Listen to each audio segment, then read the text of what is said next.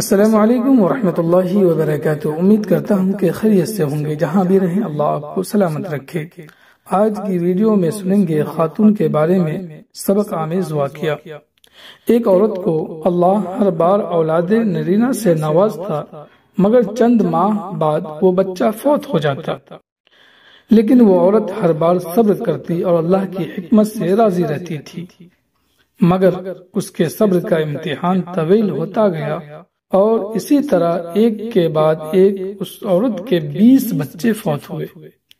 آخری بچے کے فوت ہونے پر اس کے صبر کا بندھن ٹوٹ گیا۔ وہ آدھی رات کو زندہ لاش کی طرح اٹھی اور اپنے خالق حقیقی کے سامنے سر سجدے میں رکھ کر خوب روئی اور اپنا غم بیان کرتے ہوئے کہا، اے کون و مکہ کے مالک، تیری اس گناہ گار بندی سے کیا کوتاہی ہوئی کہ سال میں 9 مہینے خونے جگر دے کر اس بچے کی تکلیف اٹھاتی ہوں، اور جب امید کا درخت پھل لاتا ہے تو صرف چند ماہ اس کی بہار دیکھنا نصیب ہوتا ہے۔ آئے دن میرا دل غم کے ہول کا شکار رہتا ہے کہ میرا بچہ پروان چڑھے گا بھی کہ نہیں۔ اے دکھی دلوں کے بھید جاننے والے، مجھ بے نوا پر اپنا لطف و کرم فرما دے۔ روتے روتے اسے اونگ آ گئی۔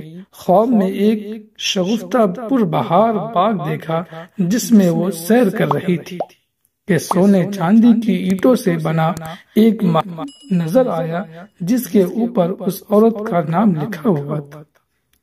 باغات اور تجلیات دیکھ کر وہ عورت خوشی سے بے خود ہو گئی۔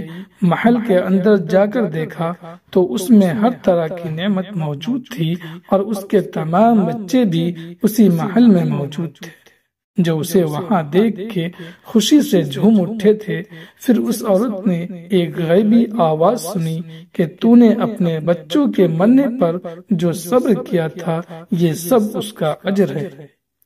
خوشی کی اس لہر سے اس کی آنکھ کھل گئی۔ جب وہ خواب سے بیدار ہوئی تو اس کا سارا ملال جاتا رہا اور اس نے بھیگی ہوئی آنکھوں سے عرض کیا، یا الہی، اب اگر تو اس سے بھی زیادہ میرا خون بہا دے تو میں راضی ہوں۔ اب اگر تو سالوں بھی مجھے اسی طرح رکھے تو مجھے کوئی غم نہیں۔ یہ انعامات تو میرے صبر سے کہیں زیادہ ہے۔